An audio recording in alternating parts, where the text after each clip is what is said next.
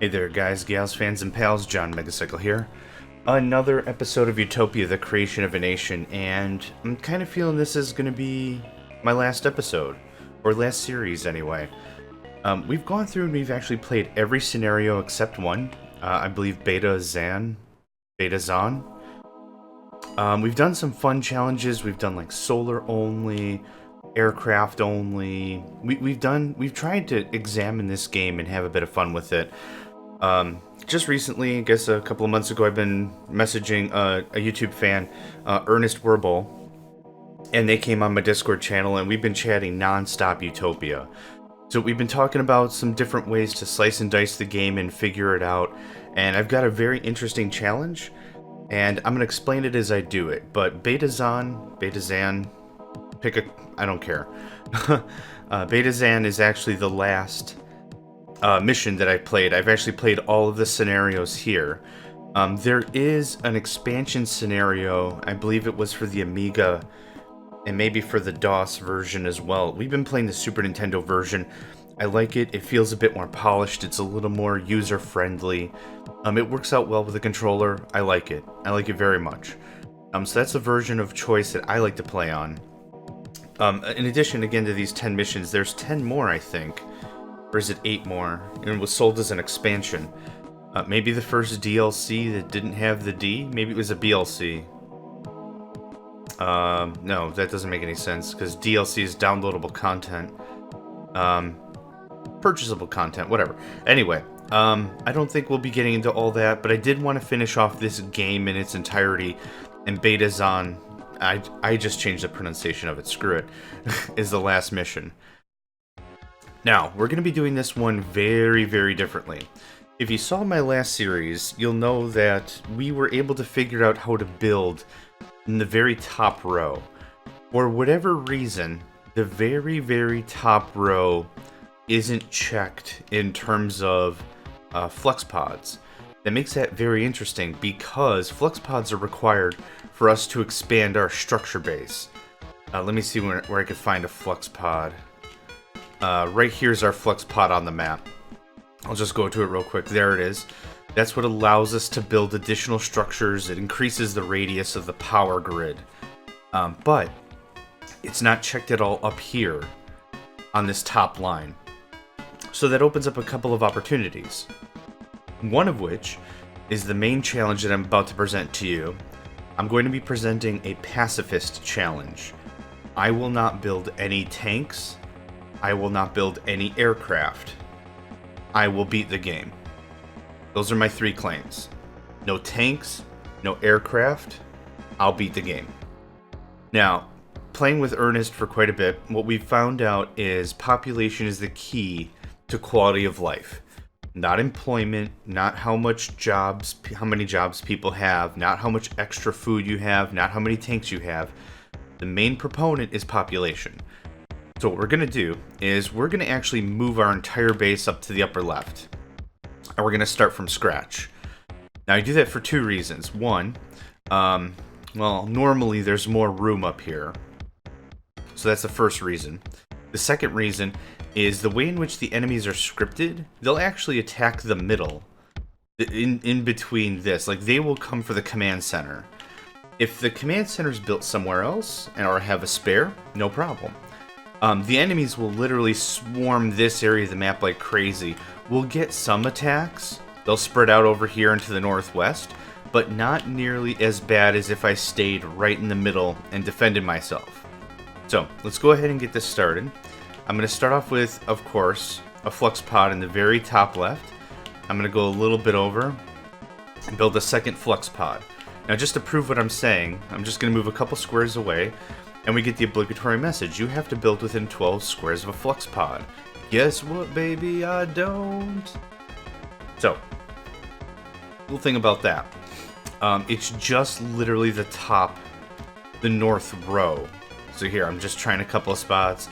As you saw, I built 2 flux pods here already. So what we're going to do is we're going to completely pivot.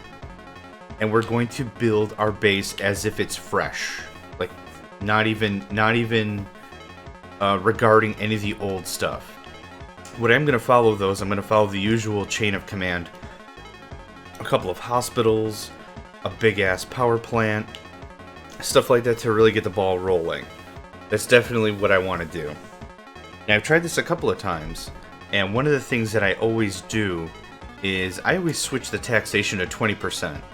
By default, taxation is at 15%, which I think is fine, but what I really want to do is I want to jumpstart how much cash I have going in. So I always turned it to 20%.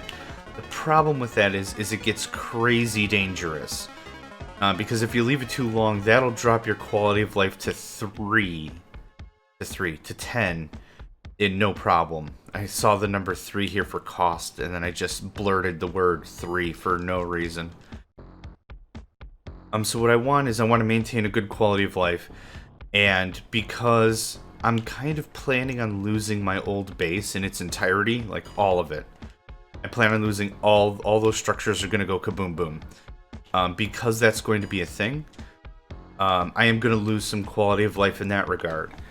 This game does take into consideration your military victories and losses, especially when you're attacking the aliens, depending on whether or not it's a victory or a defeat per battle, and the spy reports. That will also change your quality of life. Also, if you lose a lot of structures, that'll also change the quality of life. So what I'm expecting is a pretty heavy dip in quality of life. So I'm going to leave my taxation at 15%. I'm going to make sure that we don't mess with it too much. Not too much.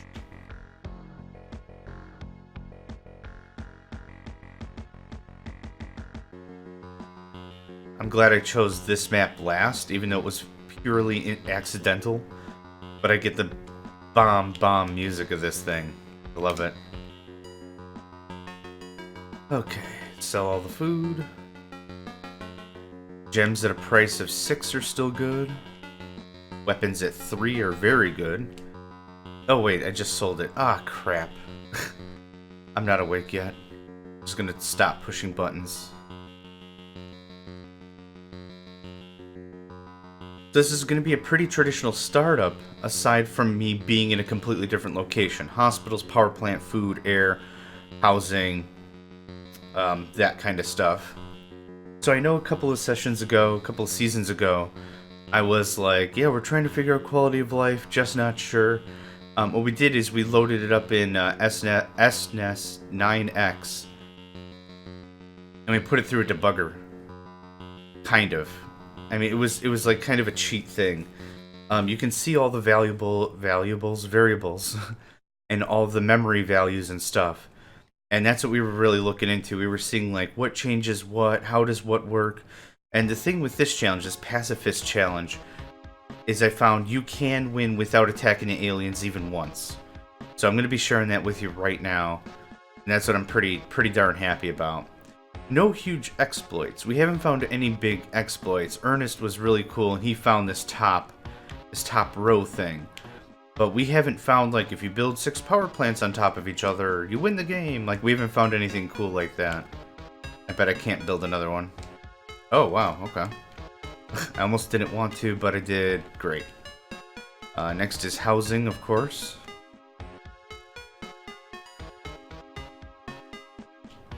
So as I've made mention before in other series, the aliens don't really attack until like the end of 2091, maybe mid-2092, depending on how aggressive they are.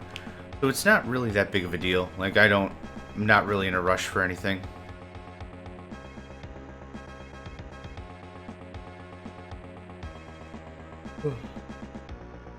Oh, excuse me. Oh my gosh. Oh. Couldn't sleep, so I figured, hey, you know what would be really cool right now? Get some recording in. That always helps me sleep. Anywho, I was very amazed when I was seeing the game and just watching some of the values. This emulator does a super good job on allowing you, I think it's called tracing or tracking or something. You can say, this is a memory value that has my money in it.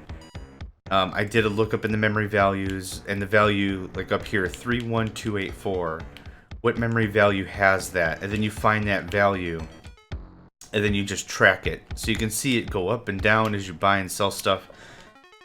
It's very cool. It's simple, but in practice, you can use that for anything. And then you can just say, hey, what day is it? What's my quality of life? If there's any variables that change or whatever, you can modify that. And then what you do is you see what action modified that value, then you just do it over and over and over again. So for example, selling an item, selling a commodity is what gives me more money, right? But if there was anything else that also altered that money value, that would be interesting to know. But I wouldn't know because I'm not shown maybe the actual value that holds the money. I don't know. I think I'm just rambling about programming talk, so just ignore me. I don't think I built those power plants in time. I'm gonna have an outage for June.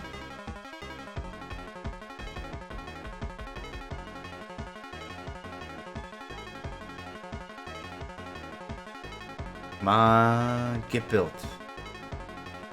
Yeah, I'm gonna have an outage. Damn. Yep, the only thing I have are, yep, solar power plants. Watch, these things are gonna pop up online in like 5 days just to spite me.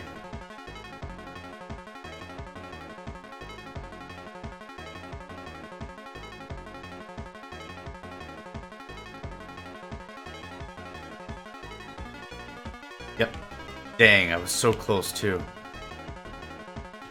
Yeah, sorry if I get quiet. This is another one of those maps that the music is just on point good. Make sure? Okay. So I can either build 2 mega power plants or 6 houses. It seems kind of funny to me, but whatever. So anyway, just to cap off what I was saying before with my weird programming rant, is like I said, in other series I was like, I don't know what makes people happy. Is it like tons and tons of security? So I got like, I don't know, 10,000 people and 4,000 of them were security. And it's like, that doesn't really help happiness. It makes sure there's no crime, but it doesn't boost more happiness. That being said, as I was going on and on and on, I always found that the curve of like when you hit like, I don't know, 5,000 people is maybe about the butter zone for game victory. But you need more people. You cannot beat the game. Like, I couldn't beat the game like this, no matter what I did. 0% taxes, tons of stadiums, the whole Megillah. There's nothing I can do right now with this small population to win. I feel it's impossible. Maybe someone can show me wrong or whatever and be like, hey, I beat it. I had 10 people and I won. Also, another thing I learned is you cannot lose the game via starvation or air deprivation. Meaning people die off because there's no food, but they won't die off completely.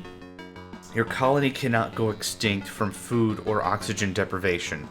What will happen though is people will get so angry there's no food and there's no air and there's no housing, or like they'll get mad and then they'll just kick you out. So that's more how that works. But aside from that, yeah, there's no real... you could have starvation and oxygen deprivation for a very long time, and your quality of life will go all the way to 10, and then it'll just say, like, you got assassinated in your sleep, you lose. To which I've never seen the lose screen before. Yes, actually, I will accept those men, thank you. It'll give me a nice jump start, I can get some more of these structures online. So there's a couple of lost screens that I found. And again, I've usually quit the game when I was a wee nipper. I never got to a lose screen. Actually, that's not true. I did get assassinated a few times. You can lose if all your structures are destroyed. It has a very, very not fun picture of a colony on fire, and it says, you failed your colony, everything's on fire, great job. You can be assassinated if the quality of life stays at 10% for very long. Someone gets hired and they just kill you. Like some ne'er-do-weller, some assassin from off-world just gets hired and they kill you. I thought there was one more, but I can't think of it. Anyway. Yeah, those are the lost screens, and the only win screen that matters the victory screen is the 100% quality of life. That's the only one that really matters. Once that happens, you know it's a victory screen because the game legitimately kicks you back to the main menu. As I mentioned before, you can just hit B on your controller or whatever and just keep playing. Like, you just keep going no matter what. It's fine. But that's kind of how that pans down. I wouldn't mind some stores. I haven't been doing any trading. There's nothing to trade. I'll still buy gems for 26. That's not a bad price.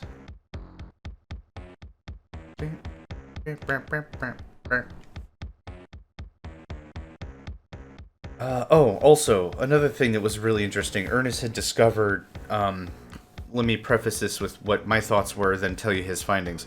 Way back in the day when I played this as a kid, before you get your research of ore and fuel detection, I had no idea how to find those resources. It kind of felt like they were just popping up randomly. So what I was doing was, I was building radars and flux pods like everywhere. I was like, do radars detect resources? How does this work?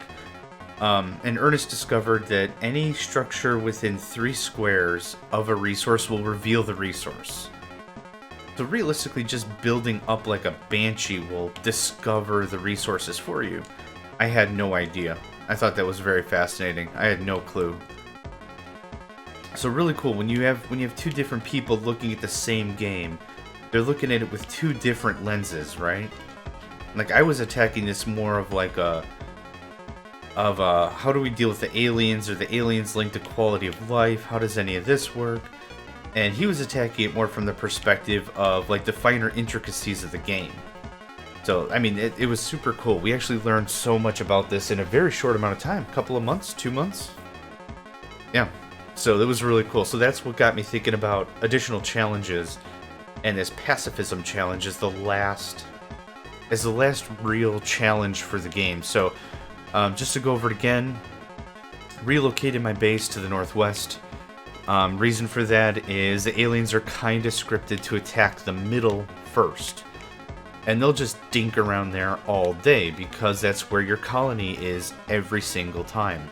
And it really got me thinking because I was like, your colony's never in a different part of the map.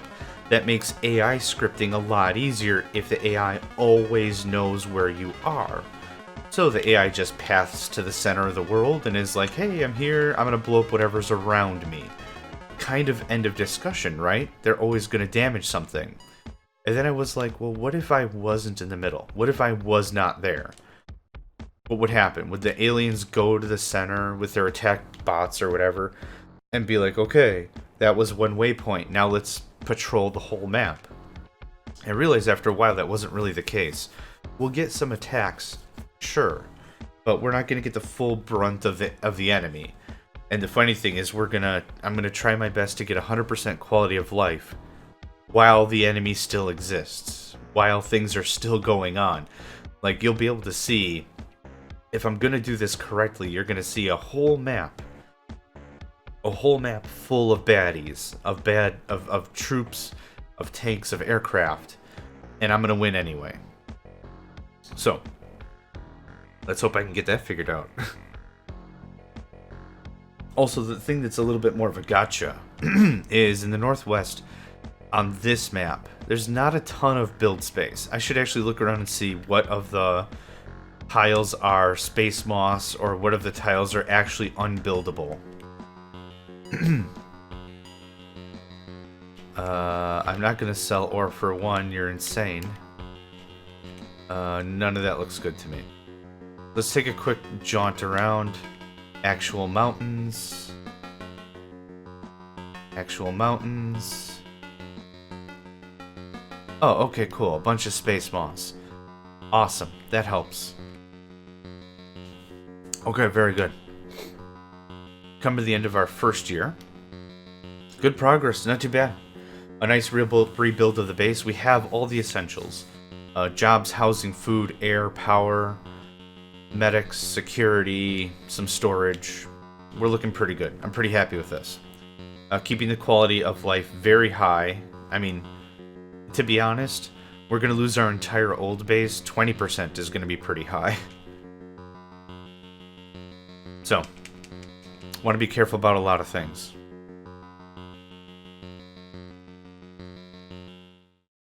I just love the music, sorry. I like it. I like it that I can still get lost in this game.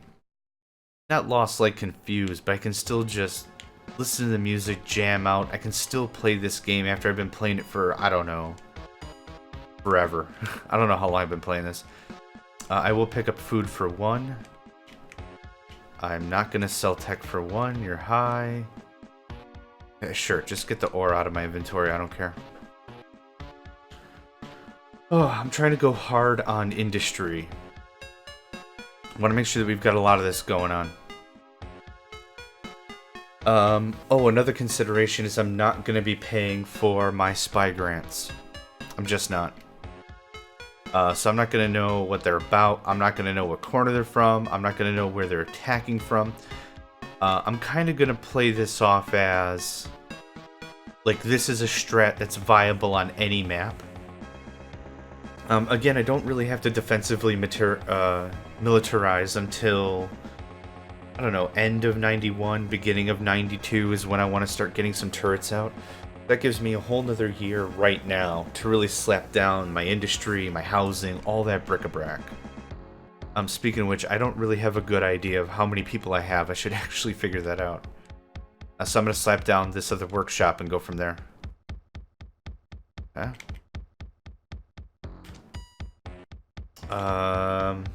338 people. Good. I've got more than enough air because I've got another air production down south. I'm gonna run low on power. Okay. I'd like to build 4 laboratories, and then I'll... Oh, actually, I should do power now. So I'm consuming 112 or something. Oh, yeah, right. I ain't got enough kashish. Okay, looks like I'm just gonna have to wait a little bit. Another thing that I learned about was the keep percentage. That was something I didn't actually realize before. I'll explain this. When I was a kid, again, I come to a game with fresh eyes, I'm not sure. This keep percentage tells me only keep 80% of what you produce. Throw the remaining 20% away, and that's not true. What this actually does is, and I'm going to turn these to 0, what these say is keep 80% of what we produce for the colony. The other 20% can be traded automatically. Like the computer just does the trading for me. So I don't want weapons, I don't need ore for anything, I don't need fuel for anything. Food can be 60%, I'm producing a lot of it. What this does right now, again, I don't need tech or gems for anything. I can't turn them into other products. They're just things I produce and things I can sell. Weapons are things that I would use to turn into tanks, ore is something I would turn into weapons and aircraft, fuel is something I would use for my aircraft. I'm not building any of that crap, so I don't need anything. So I can literally just turn everything to 0% and just say, you know what, just sell it. Just sell everything you get. It doesn't matter. So now the cool thing is I don't have to visit the sales screen anymore. It's actually a neat little automation piece that I wish, again, when I was a kid, I really wish I had an instruction manual or something. I didn't have anything. I didn't have anything at all. I had me reading the thing and being an idiot about it.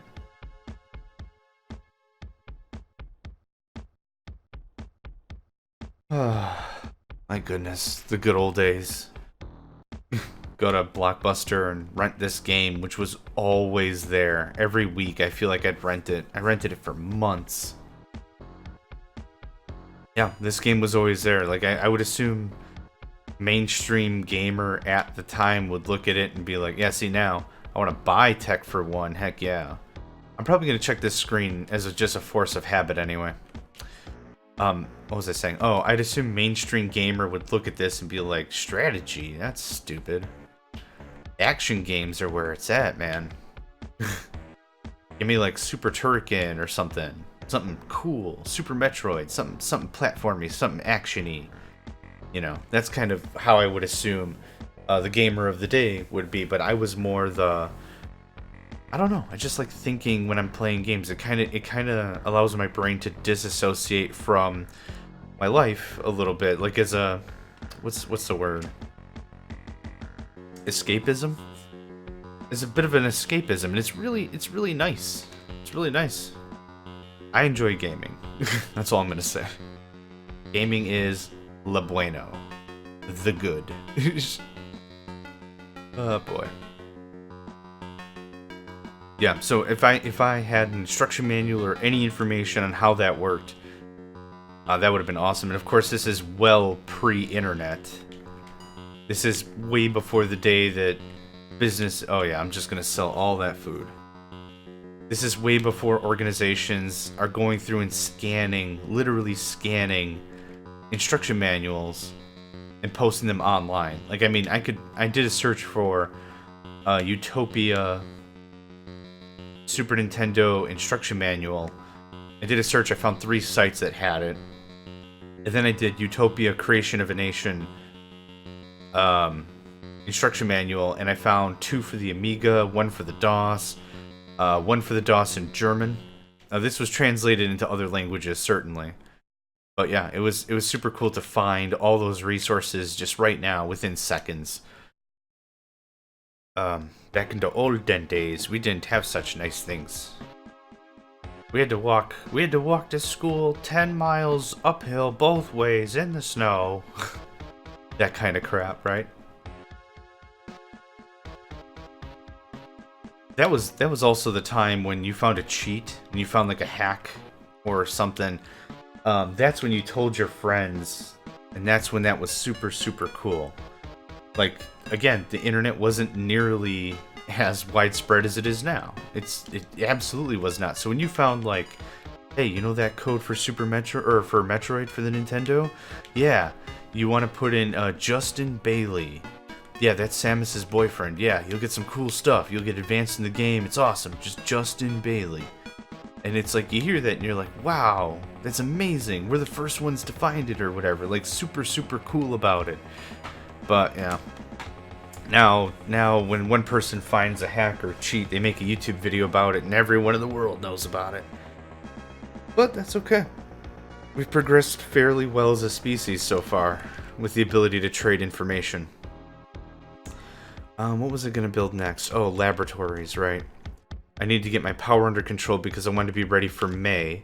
So I planned ahead, and now I have another power plant ready, so it takes care of that. Oh, and there's our first attack, middle of 91. I don't have any radars, I don't have any flux pods out here, I don't have any defense. They're pretty much going to trash my old colony. I understand that. I don't have any... There's no way to sell a structure. You can't salvage a structure. So, what they take, they'll take. But I'm going to pause right here. Thank you all for joining me. John Megacycle, another episode of Utopia, the creation of a nation. And I hope to see you next time with the Utopia Pacifism Challenge. Hey there, guys, gals, fans, and pals. Thanks for checking out my video. I also want to take a moment to thank all my supporters and donators, and if you'd like to join up with me and game with my crew, all the information to get connected is in the description below. Thanks again, and I hope to catch you next time.